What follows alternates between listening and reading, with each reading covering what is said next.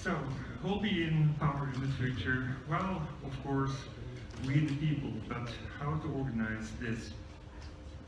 At the moment, the world seems to be pretty much broken, because our existential problems haven't been solved, such as climate change, financial and economic crisis, spending crisis, conflicts and war, talking about risk of World War III, quite often recently mass migration, terrorism, all this. It has a root cause, I believe, which is lack of sustainability. So we're overusing resources over here and other places, and that's why they're lacking in other locations, which produces conflict and crisis, migration, and all that. And in fact, we know the problems that we're about to run into, at least since the 70s, where the Club of Rome came up with their limited growth study, and then Global 2000 followed, and basically the shocking thing about these futuristic studies of the world was that no matter what parameter we were choosing in those simulation models, it always ended in collapse of the economy and of the world population. I'll later on argue that changing parameters will not be enough. We need to change the system of equations, which means to change the systemic framework, that means our financial, economic, and social system. But at the moment, things are getting so serious that people are asking, do we have to learn to dive in the Anthropocene? Well, a couple of years back, in 2010, in fact, we proposed to come up with a large-scale, like Apollo-like project to study the society and the economy and understand all those problems, because we were already anticipating that we would be running into really serious problems because of cascading effects. As a complexity scientist, we understand these things quite well. Unfortunately, complexity science is not taught more frequently to many more people, which we need to do, in fact. What we proposed was to build a planetary nervous system in order to learn about what was going on in the world, and to use Living Earth Simulator to look into different scenarios and identify mechanisms and system designs that would improve the situation, and then open up the potentials of these new information communication technologies for everyone through a global participatory platform. We're thinking of an open, participatory, democratic, transparent, and ethical framework. At that time, it wasn't funded. Instead, what happened apparently is that something like a digital Bentham's panopticon was built. I mean, the idea was that the world was running into crisis, resources would run short, we would need to know where all the resources were and who were to be consuming them, and basically that means mass surveillance on a global scale, and then the attempt to optimize the world and to rule it like a benevolent dictator in a top-down way. But that was a really scary vision with kind of totalitarian implications, and in fact this has recently been critically discussed in The Economist and elsewhere. And to be fair, you know, it's not only China where this threat is around, but also European countries, United States. For example, we know about the UK Secret Service program called Karma Police, right? So we will all be policed, all our lifestyles will be policed. Now, the issue is that benevolent dictator doesn't do the job. It's not performing better, actually, than democracies. And in fact, this underlying idea to optimize the world and come up with a grand plan and then tell everyone what has to be done, that optimization approach eventually leads to saturation, and that's actually what we observe in the world. So what we need instead, I believe, is innovation, its evolution, co-evolution, in fact, and we have run into basically a one-way and a very dangerous one, politically speaking, one that's leading towards technological totalitarianism, and I think we really need to be wary of that and fight against this. Well, since a couple of years, we've been warning of what would be coming as a result of, for example, the financial crisis. To us, it was clear many years back that this would cause economic instability and political instability, social instability, and all this, and that what we would need was a resilient design of society. So this global control paradigm doesn't work out, even though we have more data than ever and the best technology than ever, because systemic complexity, as we go on networking the world, is increasing much faster than the data volume, which again increases much faster than the processing power. And somehow that was ignored for some time. These curves imply basically that we would lose top-down control of the world, and that's what we're actually observing. And then we would need a new control paradigm. Fortunately, there is one. It's called distributed control, self-organization, which requires complexity science to understand how to build those kind of systems, and also means more participatory systems. That means participatory democracies. And as I said, resilient systems design and operation. And complexity science knows that this requires decentralization, this modular designs, distributed control, diversity, subsidiarity. So these things become more important, and basically we need to build the institutions and the political and societal framework for this. And so one could imagine to build a council which is made up of political representatives, say representatives of 1,000 regions of the world. And there would also be business representatives. Instead of lobbying, they would be sitting in that council, scientists would be there too, and also perhaps randomly chosen representatives of the citizens. Now, what I believe is that we're heading towards a new model of globalization, which is not based on a centralized control by something like a world government, but rather what I call globalization. It means a way based on thinking globally, acting locally and diverse, with a lot of experimentation and learning from each other. And I won't read it all, but I think that has a lot of advantages and potentials, and we need to discuss about this new model much more.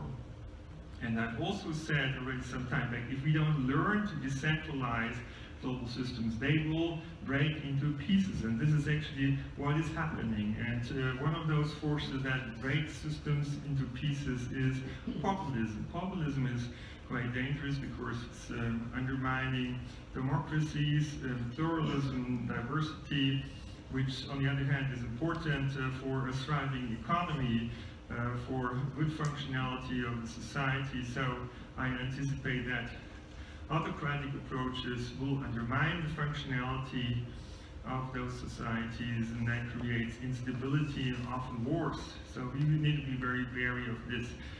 Now, I think this populism has a number of reasons. One of them is that we have networked the world much more. There is basically over-connectivity, and that leads to a situation where things like viruses, but also ideas, can basically spread without limits and control.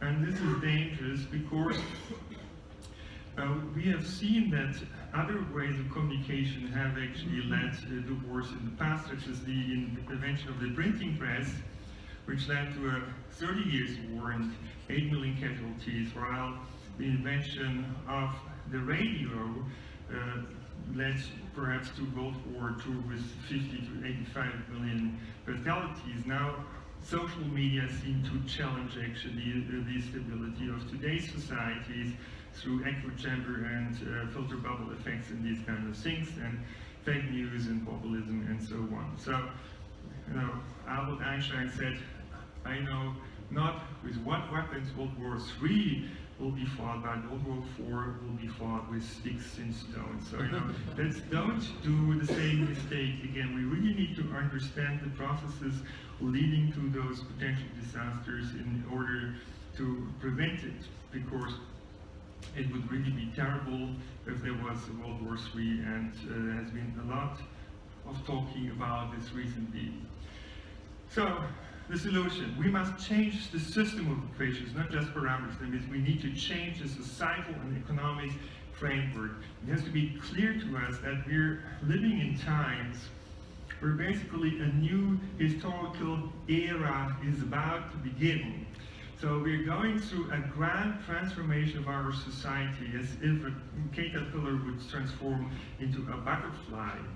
In fact, it's a triple transformation. On the one hand, we need to undergo an ecological transformation, basically get along with the resources we have, reduce CO2 emissions a lot, come up with a low-carbon circular economy. The second thing is the digital transformation, which comes with automation. A lot of jobs will be lost. It will put a lot of pressure on job markets, on the economy, on politics and the society altogether. And that's actually not only a challenge to employees, but also to companies, because 40% of today's top 500 companies will be gone in 10 years, statistics says. And also it's a challenge to governments because of the high global debt levels that we're seeing.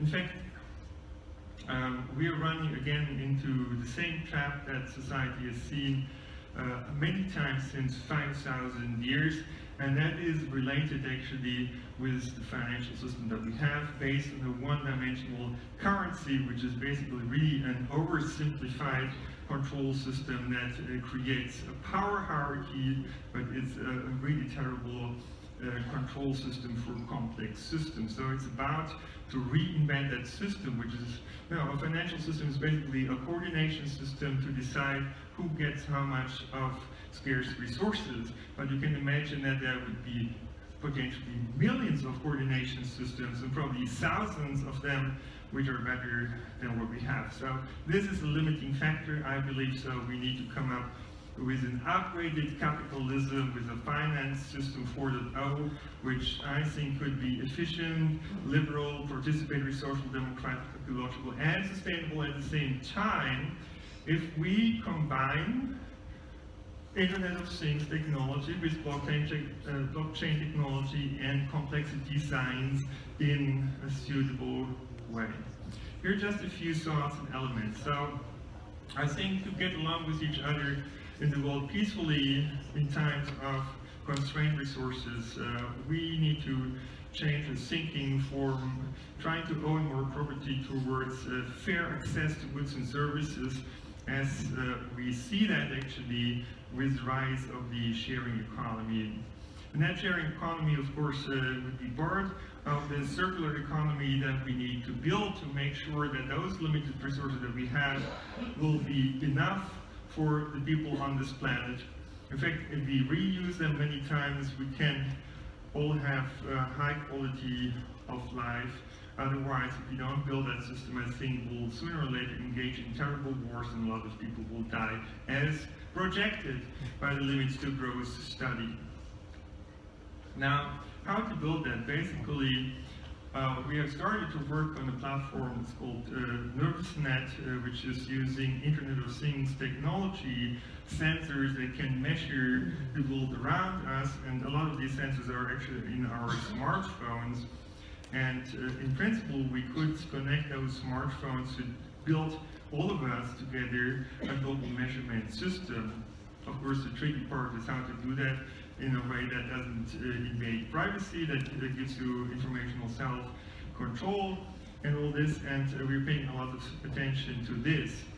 But once the system is there, we could then measure noise and stress and waste and all sorts of externalities that we'd like to reduce. And we could also measure the things we'd like to have more, such as social cooperation, environmental engagement, health, education, and the reuse of resources. And so we would need to build a new multidimensional incentive system which would increase positive externalities and reduce negative ones, ensure a fair compensation. And such a multidimensional incentive system can actually be built, and you can imagine it would work a little bit like an electrical system where the waste of a resource would attract the reuse of that resource. In that way, a circular economy would be built by market forces rather than by regulation. And in fact, Bitcoin has shown that such a system can be built. The technology is there, and what we need besides this, I believe, is much more innovation, because apparently there are big problems that we are faced with, but we are lacking the solutions. And I believe it's because there have been too few people involved into the decisions about all our future. So I'm proposing here Halding's democratic capitalism, a new kind of venture capitalism, and it would work like this. So I said populism is a great danger. Some people think basic income would be a good recipe to take away the existential threats and worries from people.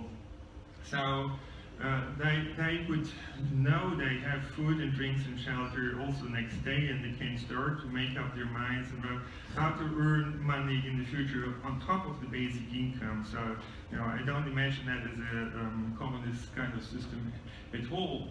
Now, I was worried actually about basic income because I thought it lacked a competitive element which is part of capitalism. It's driving ideas, and I think we need to have that too. So I believe what would work actually better than what we have today is that if we would feed in money from the bottom up. At the moment, Fed, the ECB, feeding money in billions, in fact, in trillions, in a top-down way, but it doesn't arrive at the small and medium-sized companies and normal people. So that's why our economy is still tumbling. Let's try this bottom-up feeding in of money, and actually two kinds of money. Besides this basic income, now comes the trick. The democratic venture capitalism. There would be some investment money that everyone would get, and you could basically invest that in ideas. You couldn't keep that money, right? The real point is, how do we create an economy where the best ideas would put into practice? And so basically that would extend the idea of crowdfunding, just that now people would really have money to invest into all the good ideas that are around. And it would mobilize basically this wisdom of crowd that can work astonishingly well if a number of criteria are taken into account, including independent information search and decision making, which is really important. So I believe if we change the world like this, we can live in an age of prosperity and peace. So it's time to go to Davos and change the world to the better. Thank you.